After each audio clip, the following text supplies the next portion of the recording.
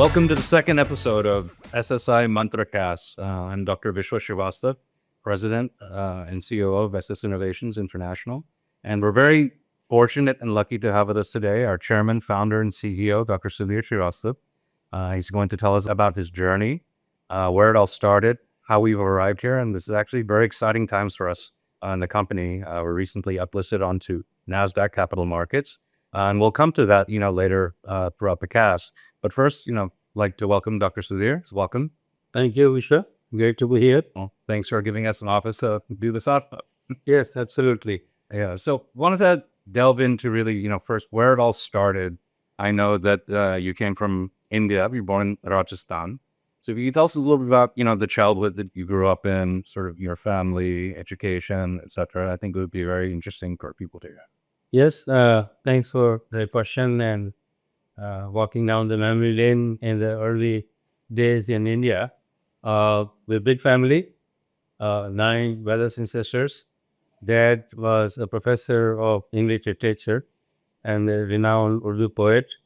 Mother was housewife and literally grew up in a very humble setup.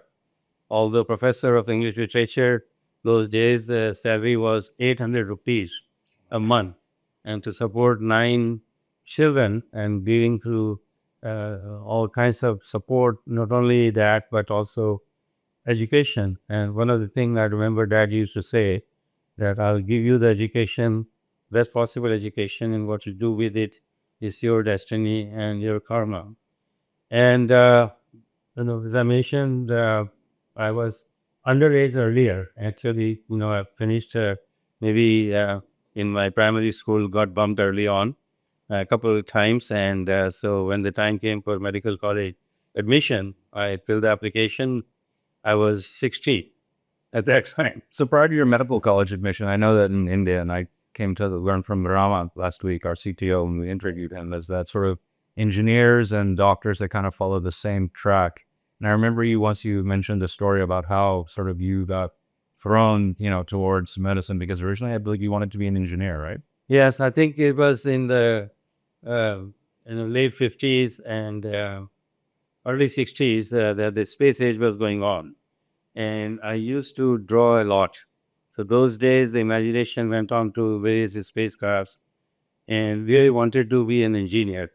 And so in India, in the 9th grade, when you're getting admitted to the 9th grade, which is considered the higher secondary school at the time, you are to choose the subjects. And if you want to be an engineer, you choose mathematics, physics, and chemistry. And so I filled that out. And so happens as part of the destiny, which of course led me to finally become a doctor. My dad's friend came that evening to the house. And in India at that time, you require that's a parent signature for school admission. So my application was lying on the table, and this friend said, "Oh no, why you want to make him an engineer? There are so many unemployed engineers at the time, and make him a doctor." So just like that, that crossed out mathematics, put biology, and here I am. So what's the, with regards to the, your sort of fascination with space, well, how did you become, really, how did that inspire your, I know in India, a lot of the routes, especially in the desert in Rajasthan where you grew up, I know a lot of people in the nights, they spend time on the roofs. Yes. Is that really part of the reason that led to your intrigue? In India, especially in the summertime, temperatures are hot, so we would sleep on the roof. And always just we stare at the sky, and you see all these stars, galaxies, the Milky Way, and always wondered about, what is all this? And in this whole massive creation, where is our place? And so initially, I really studied, all kinds of things on cosmology. Studied moon, studied some of the books on creation of universe. And literally, I must say, I kind of grew up as an atheist in a way. And Dad used to have collection of all kinds of books. And one of the series was The Great Man. And I must say, at my young age, I think 14 and a half, something like that, I read the entire series, great women, great scientists, religious leaders, politicians, philosophers, etc. and got a lot of inspiration from them. And one thing that I got during that phase, that the greatness was always achieved through, of course, a lot of hard work, but tremendous sacrifice. And to really achieve something that will make a difference, not only it does not come easy, it does not come without personal sacrifice. So that really was tremendously inspirational. And I was so crazy in medical college when I got in. Uh, I wrote an article against God and published it. Everybody was say, here I am coming from a family. Mom is a great ritualist, doing whatever fast and doing pujas for all kinds of various religious festivals, etc. And dad was a philosopher. So I kind of grew up in a very intellectual environment. So I wrote that. And the next year I wrote an article about creation of universe at that time based on Big Bang, because that was one of the known theories how the universe came about. And finally, what turned my life around, when in medical college we had a professor, Dr. Bharadwaj. I still remember he would wear a choti, which is like a tuft of hair in the back of the head, and used to wear khadi, the homespun clothes in India. And he used to invite some of the saints and sages just out of interest, and is also tremendously influenced by Hinduism. So I used to occasionally go and attend these lectures. So one day I went there, and I had this bad habit of kind of trying to prove your point. And so uh, I went to the saint after his lecture. Everybody had left, and I told him, I said, it is kind of unusual that we are considering some of these hallucinations of mind as meditation and God realization. And a lot of these are mythical stories that, have been spread around over the years in India, and lots of rituals that are there, superstitions, etc. So he just kind of kept listening to me for a while. And here I'm arguing unnecessarily. And finally he said, son, now stop. It looks like you've been wanting to know the truth, but you're like a man who is standing outside the door. The door is closed, and you're describing the inside of the house without entering it. Now tell me, is that fair? And I tell you that one sentence struck me, which was true. And after that, I got involved in all kinds of studies of philosophy, the spiritual subject, go to the library. And more I studied, more I realized that how stupid I was and when you really start to look into the creation, you look into nature, you look into all kinds of living species, look at our own very complex body, very quickly it dawns that there is a great, great power, super intelligent, and probably God is the best engineer Yeah. that has existed, that has created such complex life forms, universe, laws. And it is really fascinating once we had to start to think in those terms. And what it did to me, it led me to study all kinds of things. Met a lot of people in India with absolutely what we call supernatural or miraculous powers, whereby things will be materialized out of thin air. And it always questioned me, how can that happen?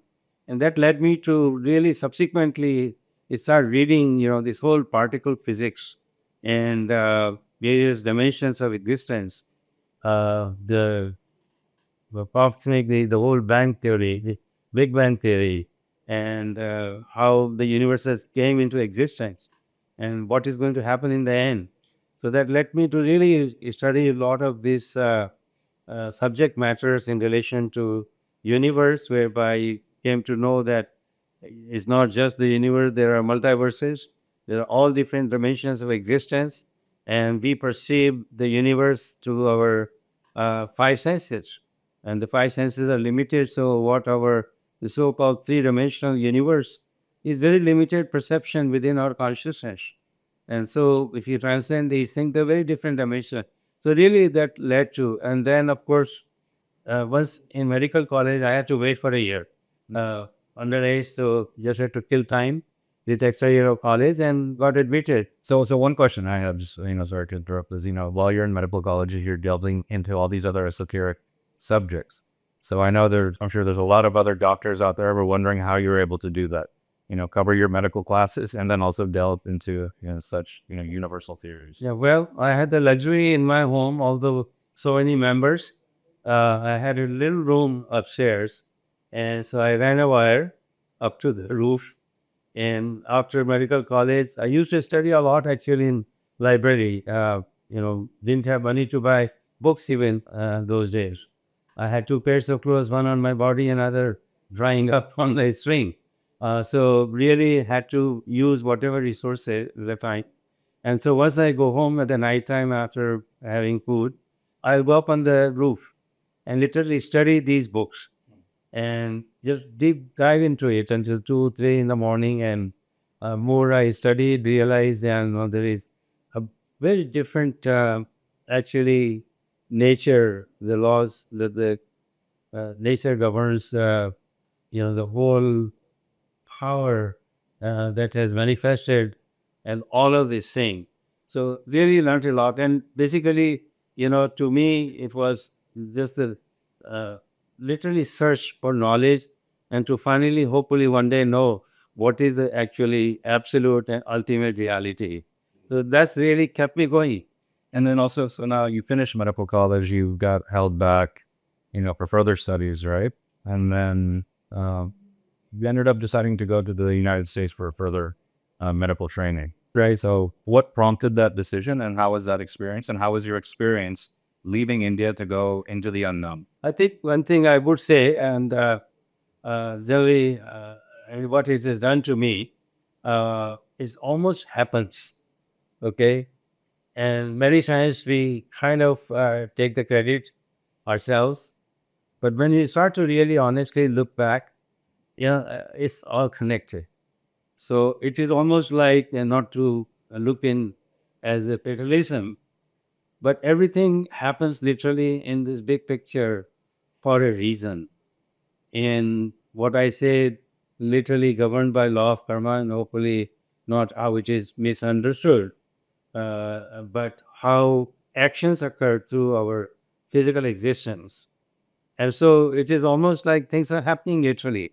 And even going overseas, in fact, when I was in our secondary school, when the results came out, I had first class or first division. That in India, those are norms in terms of first, second, and the so-called third division. And at that time, when I saw the result, and with the family, of course, they were all very happy. And right there, I made a spontaneous comment to them. I am going to go to America to study further. I was not even in medical college at the time. So I think, when we really start to see, we are almost driven. And if we let things happen, they happen. And so, yeah, there was this desire. One of the things, of course, United States had at least during those days, a very high level of development, in terms of the talent, in terms of innovation, in terms of the medical. And since I was going to go into being a doctor, I wanted to really go further for high level of studies where I could acquire knowledge from some of these very mature uh, countries and universities in United States. So that's why the desire to go to United States at the time. I remember hearing a story from you, that you had a very interesting trip going to the US. I think you were applying to St. Louis and you had a stopover in London and made a friend along the way. Yes. I was wondering if you could just please share that story. Oh yes, it's very interesting. So in India those days, because of the currency controls, we were given initially literally $8. Okay, so here I am leaving for St. Louis to start my internship, and the only criteria for me to find a center who was willing to pay for my ticket, because I had no money. Dad puts his hands up and, sorry, son, you have to figure out. Anyway, so it was Pan Am Airline. I remember it still. And the flight leaving India was delayed. So I had $8 in my pocket going to a different country.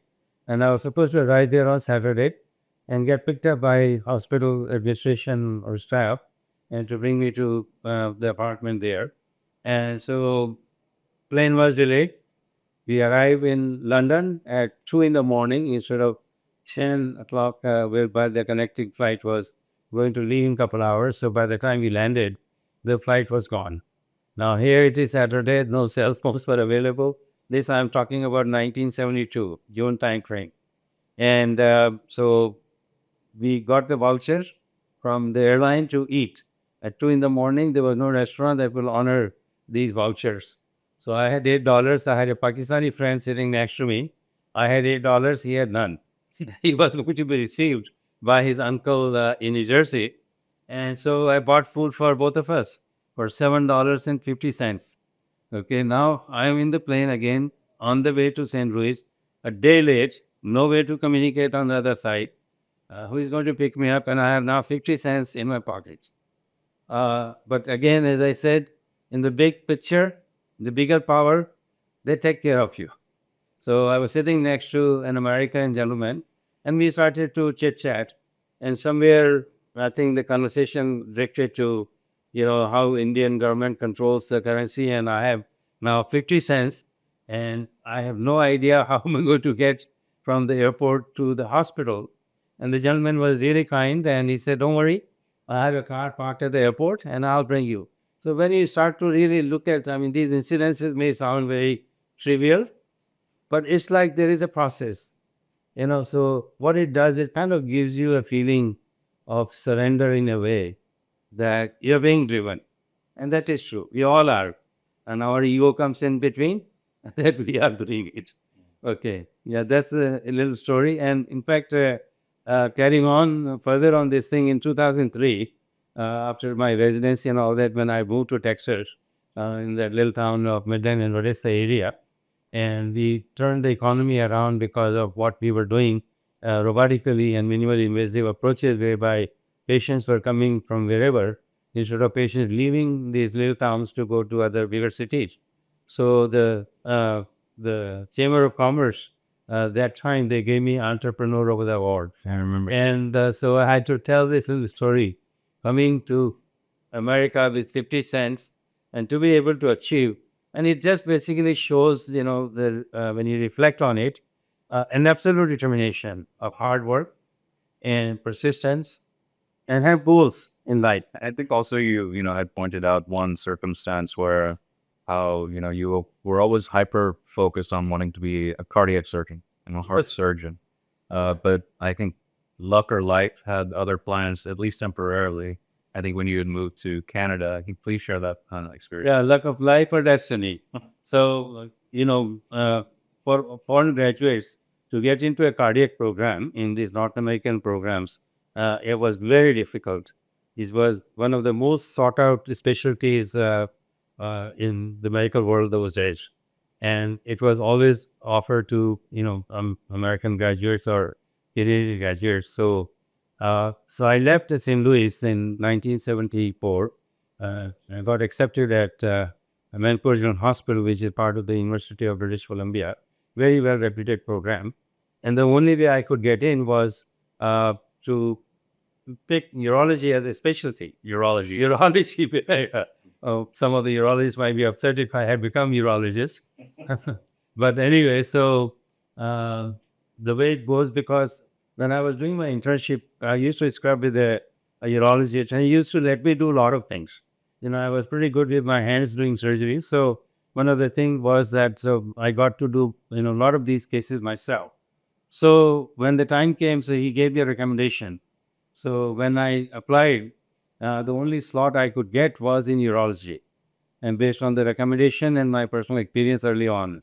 And so now I'm doing my residency, and next year I was supposed to join urology as a specialty. So initially you start out with general surgery, like all other surgical first year residents have to do. Then you kind of bifurcate and go into your different specialty area that you have selected right in the beginning. So now I was sitting in the lounge. I was very actually happy doing my residency. Did a lot of cases, and so in April of 1970, let's see, by this time, I was sitting in the lounge, and the chief of urology was there, Dr. Ankerman, I still remember his name. So I mentioned to him that, Dr. Ankerman, I'm really looking forward to being in urology, starting 1st of July. He said, "Oh, Sudhir, I've been meaning to talk to you. Unfortunately, I gave the slot to an American candidate from Seattle." And I was furious. I was on a work visa, and that means if I don't have a slot, I have to return to India. And at the last minute, you cannot really find a place because a lot of these applications are, mostly the results come out by January, February, or latest in March. And I was really upset. So I was in the cafeteria, Indian friend Naeem Ahmed. He was doing his rotation in cardiac surgery. So I was just telling my dilemma here now. I'm stuck. I don't know what to do. And he says, "Sudhir, why don't you talk to chief of cardiac surgery?" I said, "There's no way that I'll get a slot now at this stage of, late stage, and I'm sure they won't take me." He said, "Well, it won't hurt to, talk to them." So Peter Allen used to be the chief of cardiac surgery that time. So I just picked up the phone and called him up. And I told him that I have very serious interest. In fact, back in medical college days, I used to study cardiology. I studied all the postgraduate books. I always wanted to be heart surgeon. That was really my desire. Who's your inspirations back then for Yeah. that Well, led you to Christian Bernard, 1960s, he did the heart transplant. first part? First heart transplants globally. And in fact, I painted his portrait, which to my knowledge is still hanging in the principal's room. So I was already very interested. So I studied all postgraduate books of cardiac during my third year of medical college, sitting in the library. But I always wanted to accept. Now I was stuck. And yes, I called Dr. Allen, and he said, "Yeah, come and meet me." Okay, so I met him, and he talked to me for a little bit. And then he said, "Let me check you out first." And 2 days later, he paused that we have a position. And look how things occurred. It's again, I give literally the credit to the bigger picture, the bigger power, and how we are all driven in life to do whatever we're here for. And so here I at the cardiac residency, and I really enjoyed that. Worked very hard and wanted to become very, very proficient. It was my dream come true. So by this time around now, it's 1975, 1976. Now you gotten married, I believe. Yes, 75. So now let's just talk about, sort of your life outside of medicine in Vancouver at that time. So I know, I mean, obviously I wasn't there yet, so you weren't, but you had a very active social life, I believe, in Vancouver during those times. And Yes. also you had some interesting life experiences that had manifested. I think that's a good separate podcast. So once I learned how wrong I was in relation to not understanding the bigger picture, the bigger powers, God, or whatever one wants to call that power that literally governs every single thing.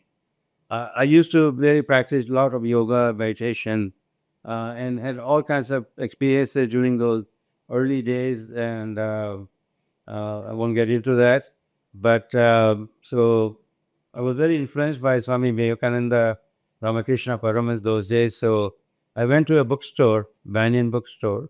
So one on-site cardiac residency. Second, my very serious and high-level interest in spirituality.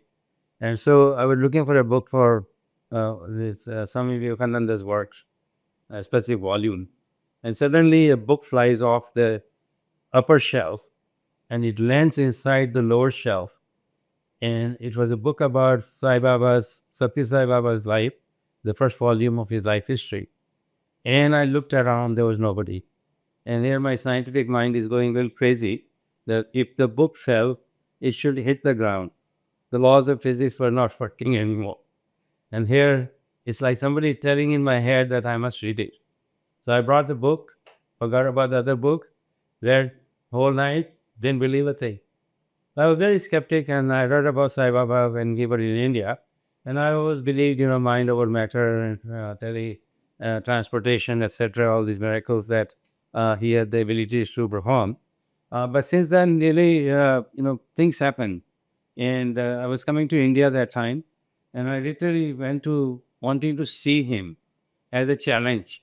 Is it really true that we have a living divine avatar in India at this stage.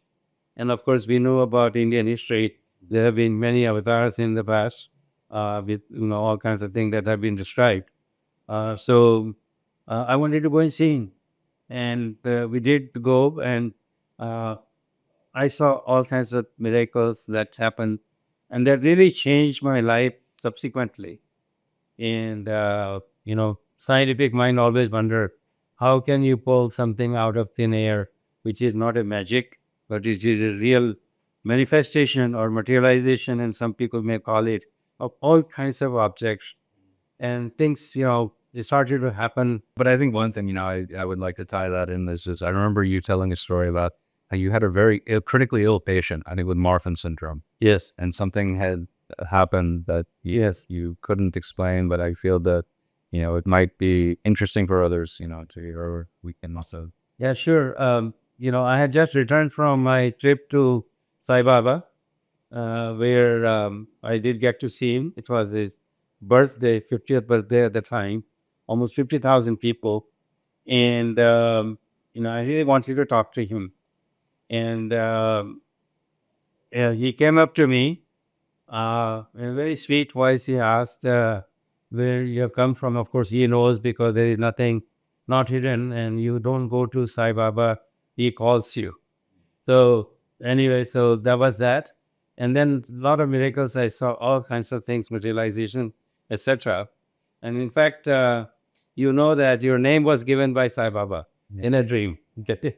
So when I came back from that visit, uh, I was on call for cardiac surgery, and there was a case that had aortic rupture of the ascending aorta. And these are early days of heart lung machine, whereby almost after 4 or 5 hours, the blood starts to disintegrate, hemolysis occurs. And so these patients have weakness of the wall of the aorta. And so everywhere you put the graft and put needles, it was bleeding. So we replaced his aorta with a synthetic graft, but he just kept losing blood.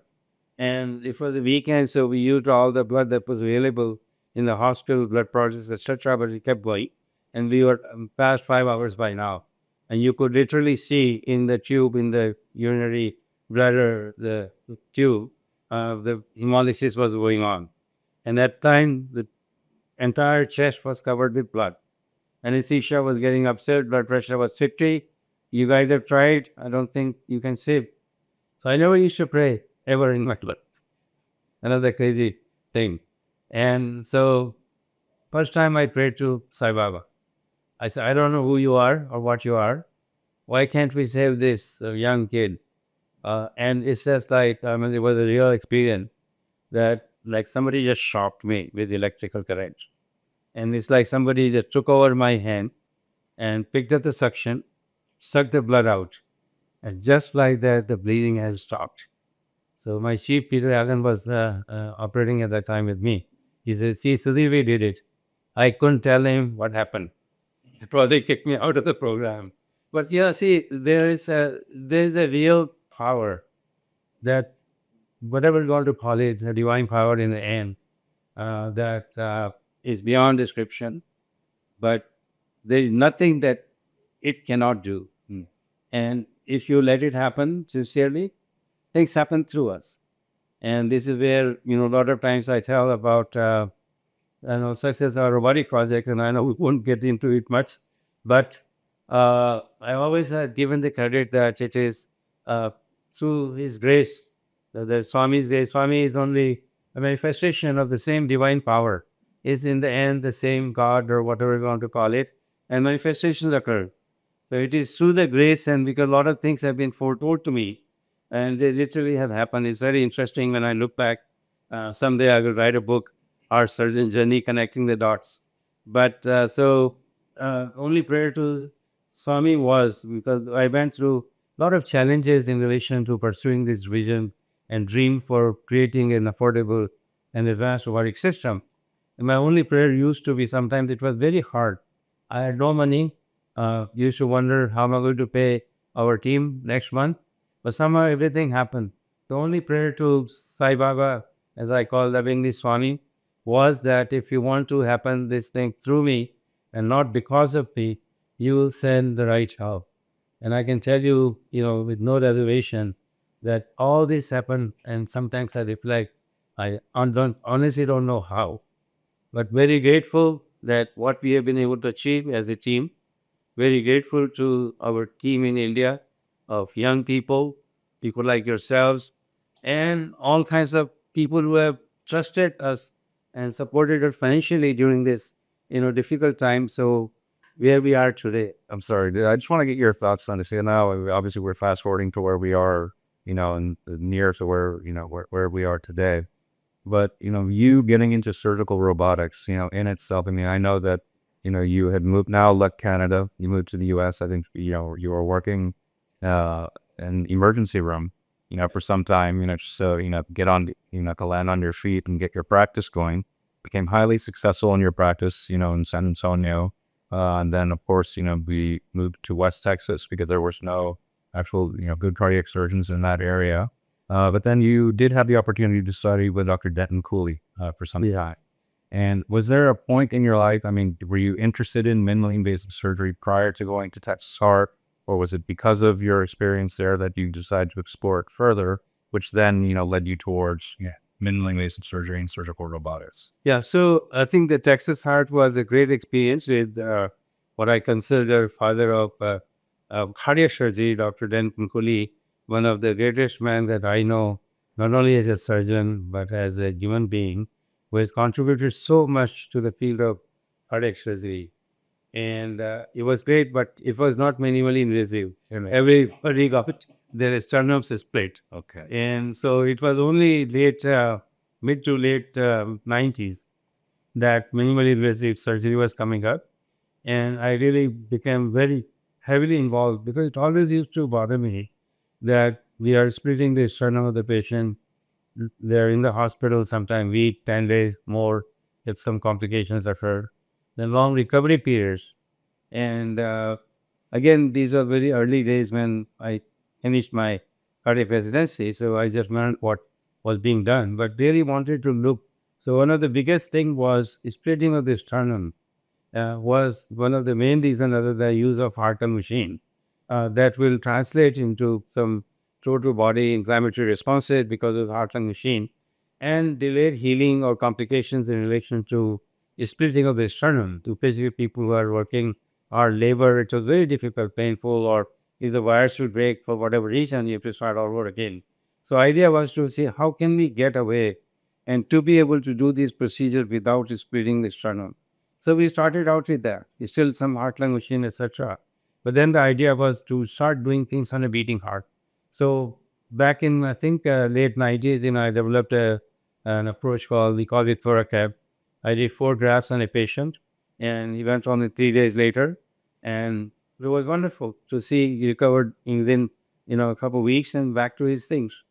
And in fact, back in '98, I was so crazy. I really wanted to do what we call process surgery, like through endoscopic approach. But there was no robot that time. I think it was around '98, and there were these Vista 3D glasses. The resolution was like 480 or something, and they looked like big, monster things on your eyes. And so with paracoscopic instruments, I took the intermammary artery down. No stabilizer was there, so we kind of did a jugaad, or just created a homemade thing whereby took one of these ribbon retractors, cut it out, made a U, and somebody holding it with a sponge there tried to stabilize the heart. And of course, there's no way, no reset instruments. And I had to convert to a small thoracotomy. We finished the surgery. Patient did fine. But the approach was right from the beginning. This was that how can we go whereby we can literally not only avoid the sternotomy, but even make larger incisions through thoracotomy approaches. So thoracare was actually small incision. I did up to 6 bypass grafts. And when the robot came, I think it was approved in 2000 in the United States from FDA. So I used to get approached by the company part of it. That time there were no approvals. I said, what am I going to do? So we were doing these lot of minimally invasive approaches whereby bypass surgeries were done through small left thoracotomy. Even various valve surgeries were done through the right chest. So the whole idea was to preserve the sternum, and we saw a huge difference in terms of the recovery in these patients. And when the robot became available, so we were building a hospital. At that time, it was called the Alliance Hospital. I was the founding chairman. We raised $60 million over dinner from doctors, borrowed the rest, and $57 million.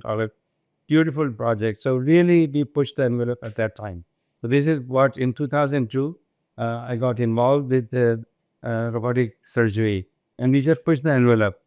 Now, see, you left India, flying to America, going into the great unknown, and now you're approaching heart surgery again in your life, going into the great unknown because, prior to it was very early days of surgical robotics. So, and obviously there's no one doing it, prior to you. So what was that experience like for you and your team, and how did you approach it? What was your process in order to figure out, how best to approach something new that had never really been done or studied, or, there was no precedent? Yeah, so India, of course, always had passion about country being motherland, and always have an obligation to help people as many as possible. And it's not because of the geographical thing, but just the love of motherland. As we love our mother, and so motherland gives us all kinds of things in our early stages of life, which then finally translates into what you become. And so I used to come and teach people. I used to come to Sai Baba Hospital and do charity work, operate many times staying for a month. Every year I would do that. So there was always this passion and connection with India. And I used to bring the team from there. And we had wonderful time actually, just for a team from the United States to see another country, another culture, different pathology, and just be part of this wonderful service. So in 2002, Dr. Naresh Chauhan is a dear friend of mine. He had come to Texas and saw our hospital, etc. So in December, he invited me to come and do the first case. There was also the inauguration, and President Abdul Kalam, and then President was there inaugurating. And so I did the first ever case in December of 2002 in India. And Abdul Kalam ji came in the room being a scientist. He was quite intrigued. And so it was a wonderful time. And then I used to come and literally operate, frequently in India, teach people. There are people who came from India to Texas, spent time with me that time.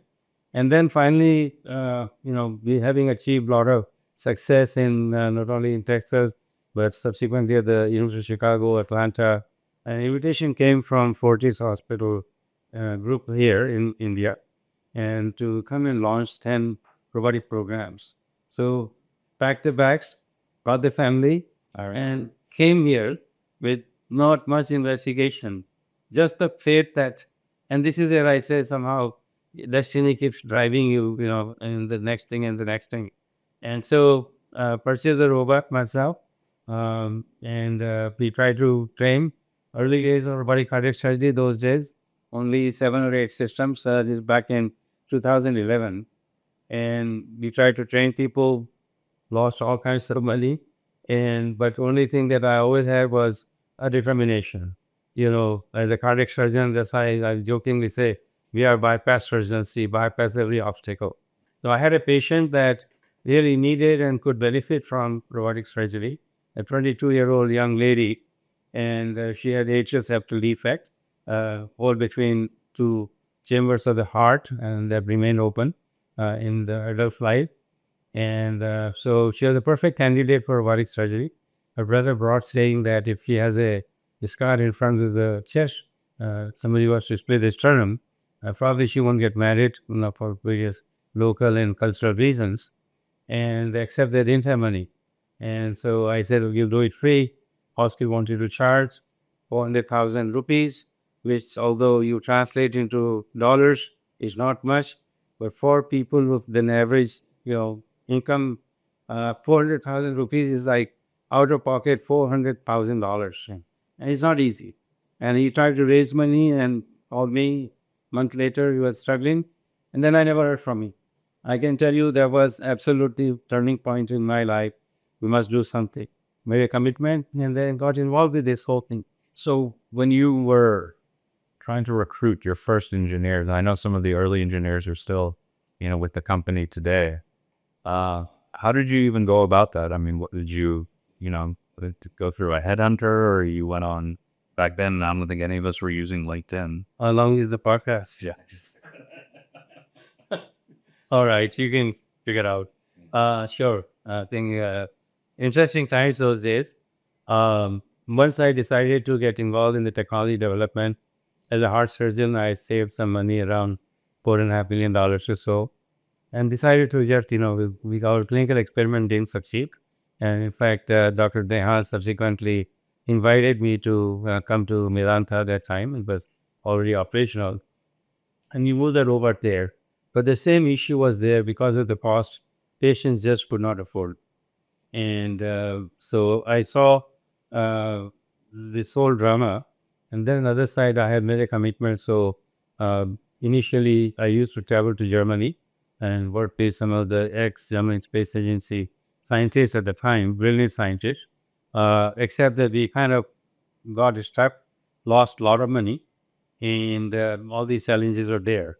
So I think somewhere around 2013, good thing Dr. Tan decided to purchase the robot, so freed me up of some of the financial liability with the banks, and I really full-time focused. But by this time, out of money, and tried to raise money in India, didn't succeed, borrowed. Nitin and Suraj, I'm sure you guys are hearing, or you will hear it, that you guys made me sell my car and sell my furniture to be able to pay you guys, because we tried and then nothing was working. Literally, a lot of interest shown went to the government. Make in India initiative was announced, but there was nothing really. Met with one of the IS officers. Very honestly, said, Dr. Srivastava, if you're looking for me, please go somewhere else. So there was a lot of struggle really during this stage. But one thing was, and then of course the family had gone back to the United States, and I just followed this dream almost for 7 years, living alone in India and chasing it and finding every possible way to just keep going. So now when you're building your team, so you started with what you mentioned, Suraj and Nitin, and your team slowly grew. And I know that you went through sort of, just based on the pictures that you would share with me of, your early experiments, just to understand the core principles of surgical robotics, things you took from Germany and things you worked on with your own team. And actually, I found a video the other day of one of these. You're supposed to give a demo, and it was very, simple actually compared to what the sophisticated machine that we have today. But I'm really interested in exploring. So now your team is growing. You've gone through different iterations. Now you're sitting there, during, design discussions, and now you're fully, ingrained in this project. And what is your experience now dealing with the team, growing with the team? I know that you guys have become great friends over these many years, but what was that experience like for you when you're sitting there? Now you're sort of learning engineering through osmosis, and you have your own understanding coming in as a clinician. So please describe that experience, because now, if someone were to walk into, our technical meetings, no one would think twice, assuming that you're not an engineer. Obviously, you sound like an engineer. So, please, share a little bit about that. It was very interesting. Of course, I had the clinical background, having done 1,400 plus cases and 800 thoroughly endoscopy bypass surgery. So as an end user, I knew, but I did not understand the engineering side in the technology that people were using. And it was just you sit down and you operate and the machine works and you do your thing, and that was that. But after coming back to India, and also the exposure in Germany, although it was at a very early level or a primitive level in terms of when you talk of sophisticated surgical robotics, because they were mostly in engineering was in relation to industrial robotic arms. And they were trying to do, but it would never have worked for surgery. Concept were missing. So I think initially it was like I remember this German experiment failed, and ran out of money, so hired 10 engineers who worked out of our home in Gurgaon at the time. And I must say, nobody knew.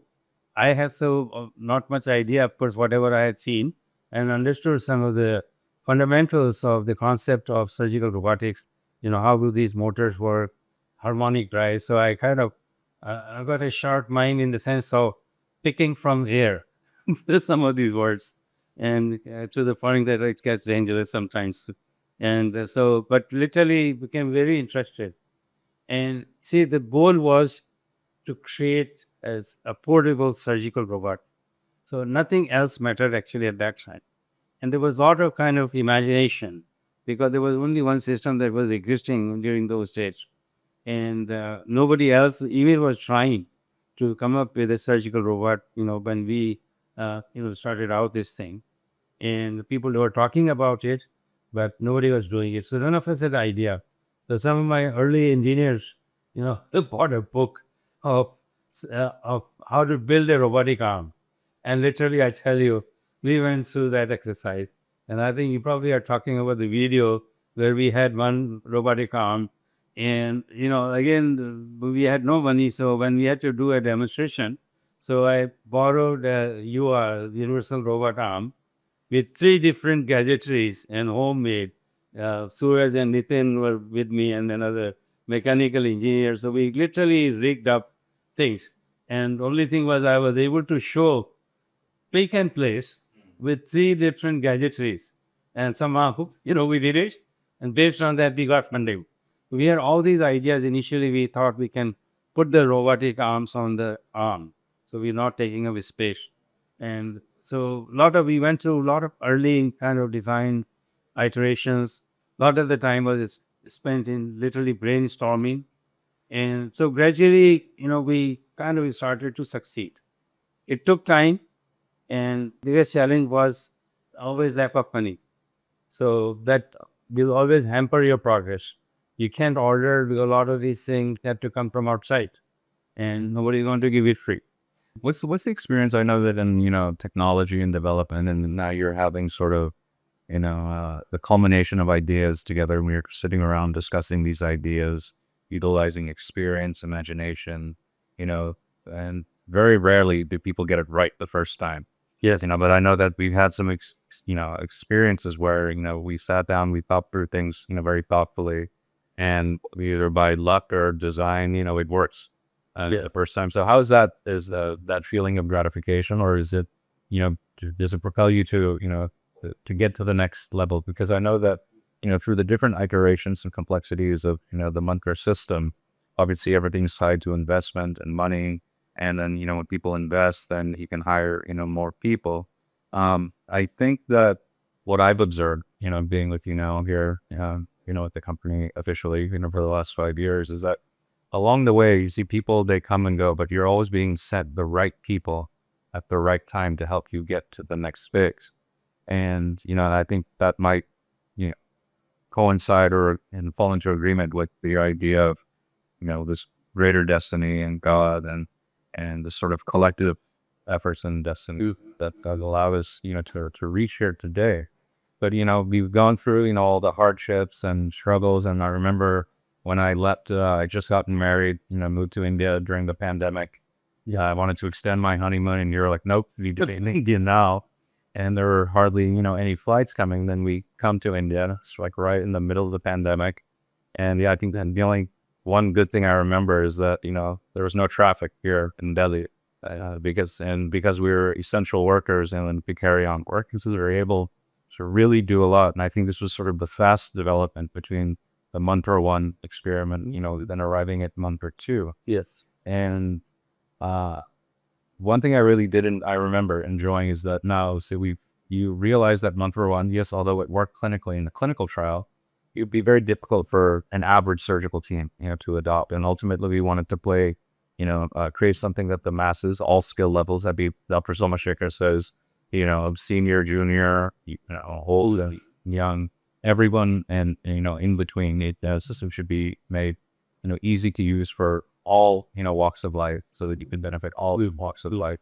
So now, you coming up with these ideas about Mantra 2 is very different, and of course that was our flagship, sort of robotic system where we did more than, I think, 2,500 cases. But yet something, and the system was working great, but there was still something now. So what drove you to now come up with Mantra 3 when Mantra 2 was working just fine? Yeah. I think one of the things that, again, as part of the personality, and there was a biography DVD made on me back in 2005. And one of the questions was, what prompts you to do things differently? I made a comment, and I'll say the same thing here, that I always thought every time I operated, always thought, how could we do it better, faster, and more efficiently, and have wonderful results? So same literary philosophy applies. So the minute we become the so-called comfortable or accept the status quo, it's no good in the world of science, in the world of technology. It must evolve. And we can see that in the field of technology, previously the curve used to be slow. Now it is like this literally. Every month or every few months or every week these days now you hear about new things. So we must keep up also. How can we constantly improve? Which ultimately, because this is going to be a system that will be used on the patients. And one of my goals always was with the team that create a system so good that you will be willing to submit your own parents or your family uh, for a system to be used for surgical procedures. So that attitude of perfection and a very serious moral responsibility towards the patient daily prompts you. Results like when I started to do minimally invasive, being patient centered is one of the most important things. And I do say frequently in my talks about robotics is that it is so good for the patients. The reason patient comes to the doctor to get better and go back to their previous lifestyle as soon as possible. And now we submit them to some invasive procedures for traumatic operations, and now, unfortunately, then recover much, much longer stress for the family and on and on. So it was always, once we become really patient centric and we see beyond ourselves, it is an automatic thing that you must constantly keep improving because ultimately this is what the progress will do. And yes, we are still in, I would say, middle ages of robotics today. And so when we change this thing, because I was standing there in the operating room when our first generation was done, and very quickly I realized, as you pointed out, that for an average family, say average surgical team, it will be a challenge. So right there, we made the decision. And literally, from the time we made the decision, and thanks to our young, dedicated team, and they would work weekends, we worked through Christmas holidays, New Year holidays, on and on. But really, so one thing was that now we have to change the whole design totally, create a very different generation. It was not that we carried some of the things. So I must say that, initially we would gather the team in the house. I remember I would be speaking or drawing, and Naveen was part of our team. So I bought a screen which you can do all these tablet and drawings actually. And so we will be drawing, or we had the whiteboard. We went through all kinds of concepts, and finally we settled. And the whole idea was, first of all, not to copy the existing system, make it better, make it more user friendly, more features, and of course, with being a cardiac surgeon and experience, and since the cardiac field was literally dying because the other company decided not to support it in later stages, so one should be really revive the field. So a lot of the emphasis went on a very different design. So this is how we created Mantra 2 as a modular system and with all different features which are very different, very user friendly, very ergonomic, and without compromising the delivery of the performance. And that was one of the biggest thing. It was always that just because we can make it cost effective should not mean that the quality is compromised because it is going to touch the patients. That was very important. And I must say, as you pointed out, that as friends and family, so the team literally we grew together. We as SSI are a very informal group of people. Literally, having worked all these years together, and again, all these people came without any knowledge of surgical robotics. Some had some robotic technology side on the industrial design, but nobody knew. So literally, it was with my clinical inputs and their talent and their willingness to try out. And so it's just like you said, the first thing does not work. He saw it, and I saw it many times. So failure in any innovation is part of this. You take many examples in the world. You take Thomas Alva Edison. He failed, 10,000 times, 1,000 times. or sorry, 1,000 times, 1,000 times, but he also learned, 990 or 1,000, ways not to build a light bulb, Right. right? So, Yeah. yeah, perfect. Yeah. So it is, so it is very important that, failures will be part, because if we knew, we will never have so-called prototypes. Right. You will not have the next iteration or iteration. So this is how technology evolves. Doesn't matter what you take. You take cars, you take phones, you take planes. Everywhere there is always evolution. So I think we keep in mind again with the idea, we must constantly improve, keeping the patient as our ultimate beneficiary. And so I think, I must say, really privileged, and through God's grace, having a team that really worked hard and be open-minded to listen to. Sometimes, there is this battle between the engineers and the doctors. Engineers say, oh, this is going to work. And as a doctor, I say, no, it's not going to work, because I know what it needs to do. And so there's always this tussle that occurs. But good thing that I must say, that we are very lucky in our group here. There's absolute uh, constant cooperation, open-mindedness to listen to suggestion. If something is not working, let's not fool around. I tell people, after the first try, there is no second prototype. Right. All right. I say you spend time, create a perfect thing. And that's exactly what we did. So in 5 months, we created Mantra 2, new generation. We did the trials very successfully. And as you pointed out, now we have done, more than 25, some 100 cases with absolutely phenomenal results. And then came the time for another change. Right. And I remember we organized conference last year, and it was very well attended and all kinds of faculty, very successful conference. And so during that time, of course, the nature of surgeons is to give opinions. How can you make it better? And by this time also Dr. Fred Moll joined us, and so he had made some visits to India. And we used to discuss a lot together as to how can we do things differently while keeping in mind surgeons' convenience and comfort and their familiarity, so they certainly don't have a drastic change.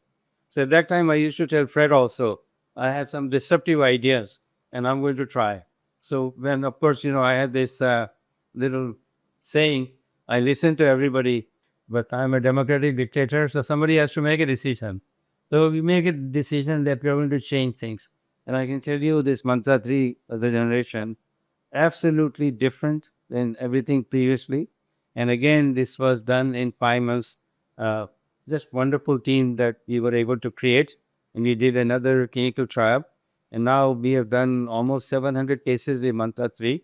It's a much different design, much better in terms of all kinds of things.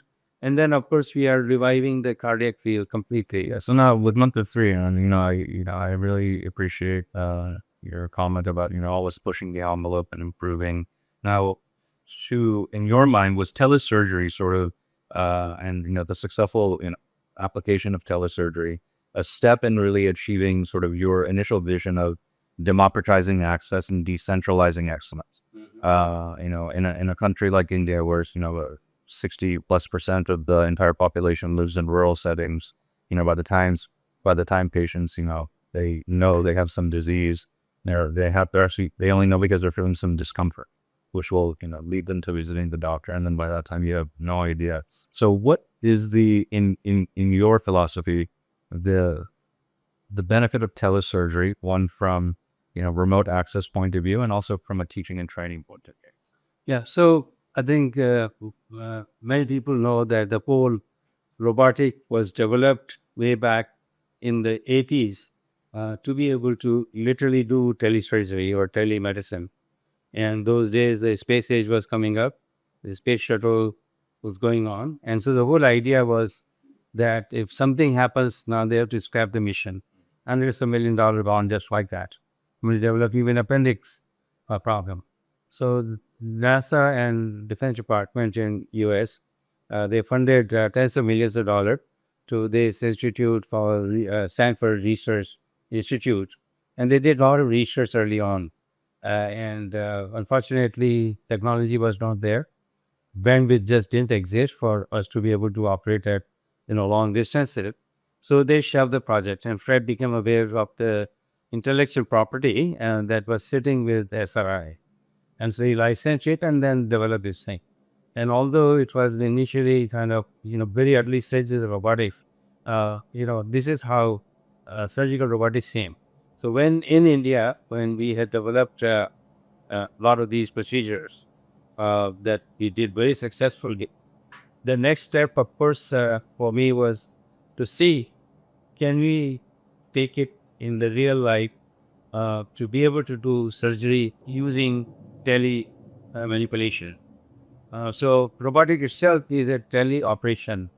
Uh, Even in the same operating room, you have a patient away from where the surgeon is sitting, and my hand motions and foot controls and the vision, I'm able to control the robotic arm that are going into the patient.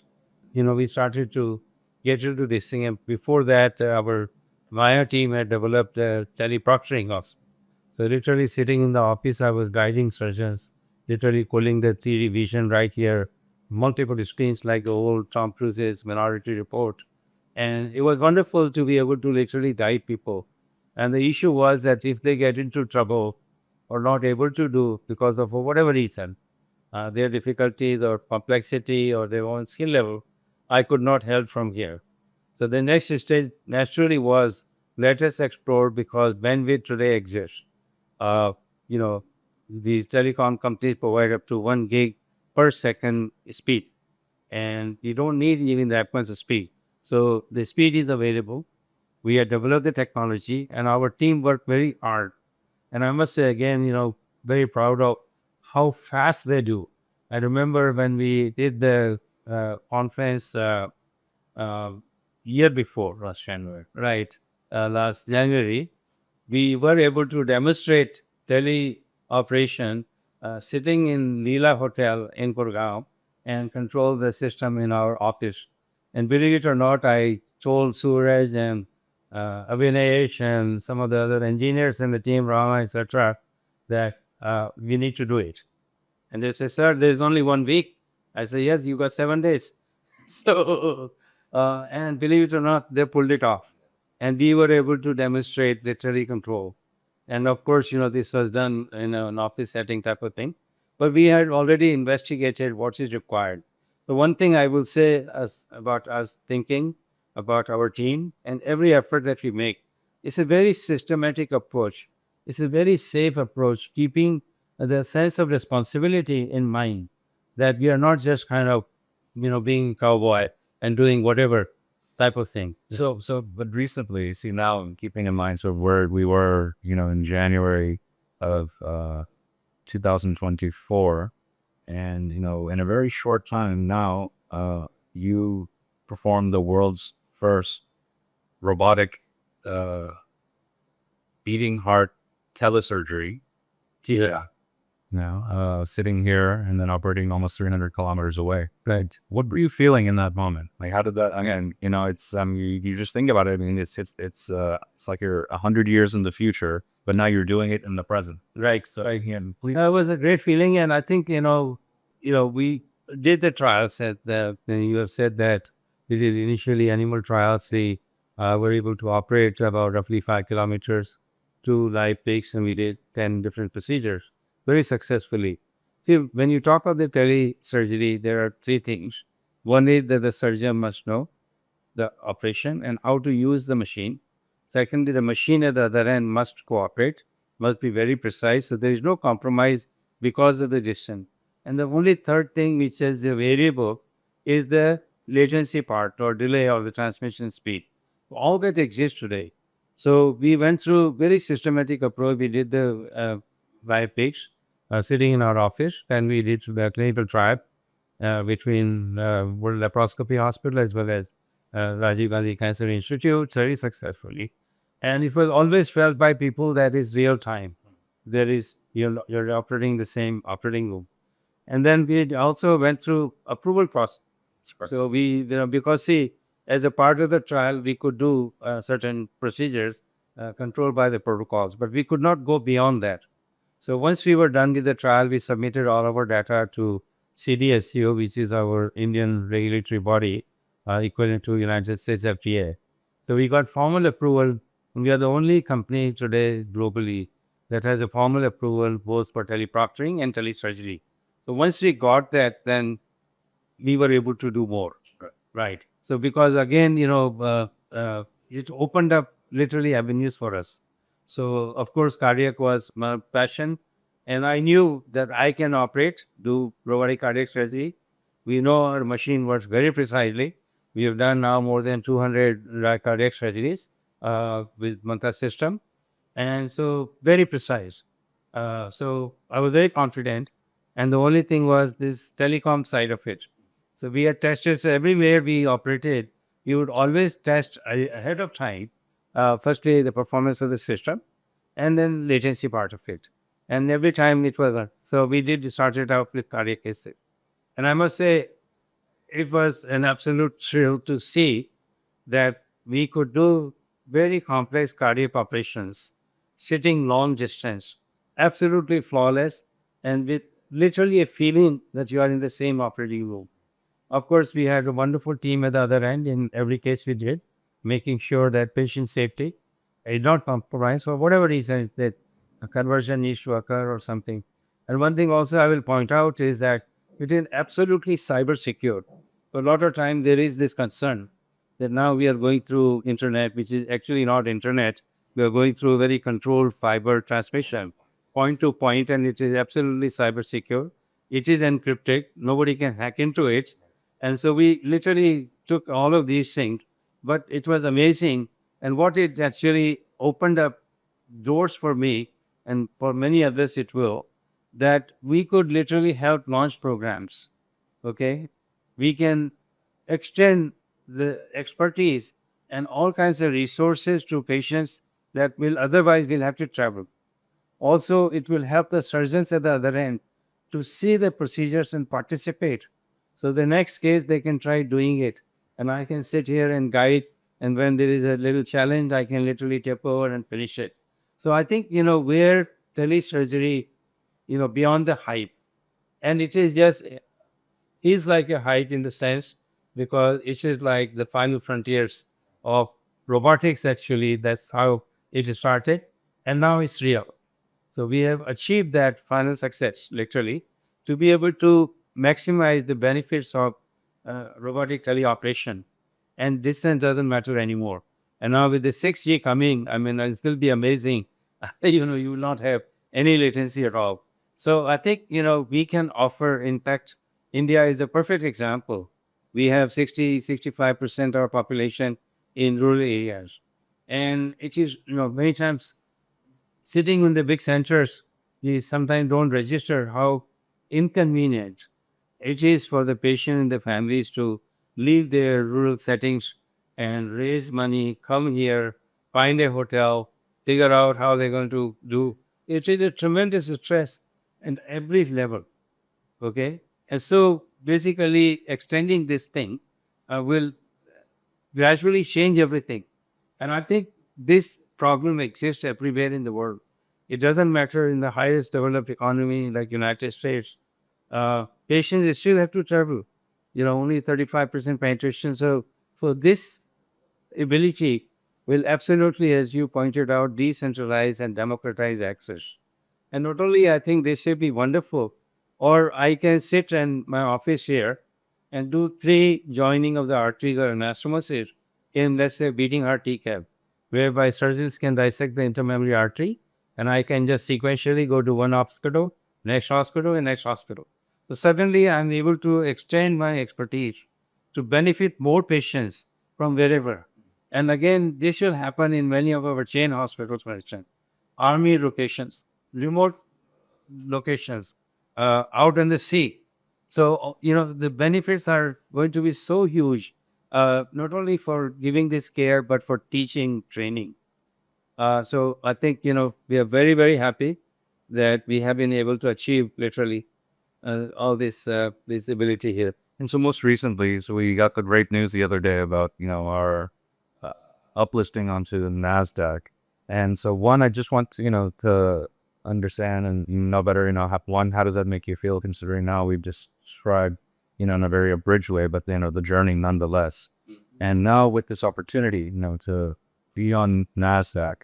What are your plans for the future? And is, you know, what will it help us allow to do? And how do you feel that aligns with your vision moving forward? So, being a public company, because we always found, and having gone through some very tough financial times and doing whatever I had to do, uh, we merged with a company in United States, which was already on a public platform. A lot of efforts that trying to raise money in India. See, in India, unfortunately, investment in medical device development and innovation or research and development, it just doesn't occur to the level that it can.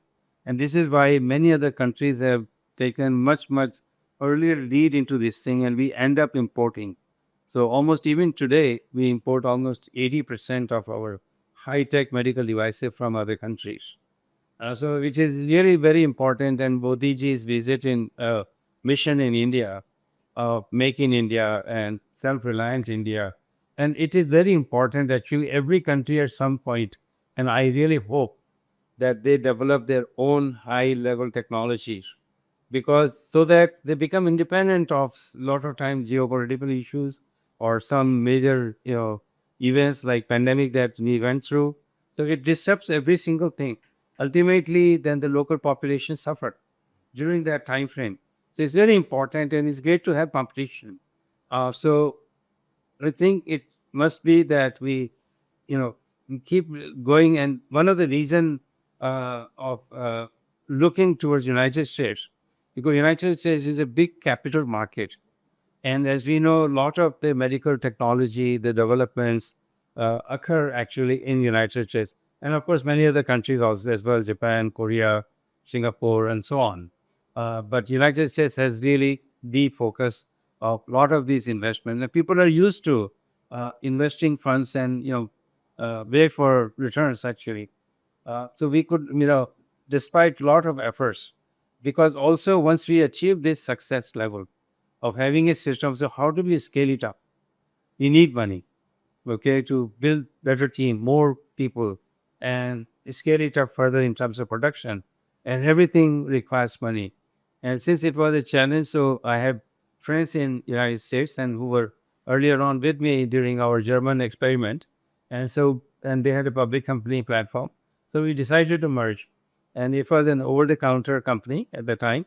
And so next progression automatically of a public platform is to get uplisted on NASDAQ.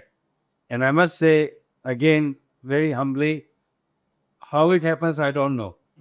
Somehow we are there in a way. And yes, it is a great moment of pride for not just me, but for our entire team and the country as such. One that we have been able to produce a very sophisticated medical technology in the country, absolutely indigenously, and that's why we say made in India for the world. No, I might be wrong actually, but we were doing some, when I put the team to task, we were just trying to research, and I think we were the first Indian medical device company that's actually on NASDAQ. Yeah, through as a subsidiary, Yes. through the parent. So that it doesn't get misunderstood. But yes, it is. You're absolutely right, and I think it's a great milestone. So not only it opens up doors to capital public markets, whereby we can raise large amounts of money. So considering where we have reached now, with the success of our system and more than roughly 80 systems placed in many hospitals, almost 3,700 procedures done. We are developing all kinds of newer instrumentation, uh, advancing to apply for many other country regulatory approval. So all of these things will require capital for expansion, and the vision is very far-reaching. So what access to public markets through NASDAQ allows us to be able to raise large amounts of money. Ultimate goal is to change the direction of surgery for as many patients as possible globally. Yes, of course, India will remain a very important factor, us being here, the huge need that is in the country, but also ultimately it's a humanitarian vision for me particularly and also our team. And secondly, also our team has been working hard for many years. and sometimes not getting paid in time. And we do offer the stock options to people, and ultimately they become our owners of the company. So also it gives them certain financial benefits of all their sacrifices these years to help their families, improve whatever they need to do. And it's a great thing. Ultimately, the team must be rewarded because it's not because of me. I'm a surgeon. Okay, it's an engineering project for a clinical use. So yes, I played a little part, but ultimately it is our team through a lot of sacrifices, working hard, financial sufferings, on and on. Okay, and sometimes I'm brutal that weekends people are working. So it is high time also that they get the benefit of their shareholding.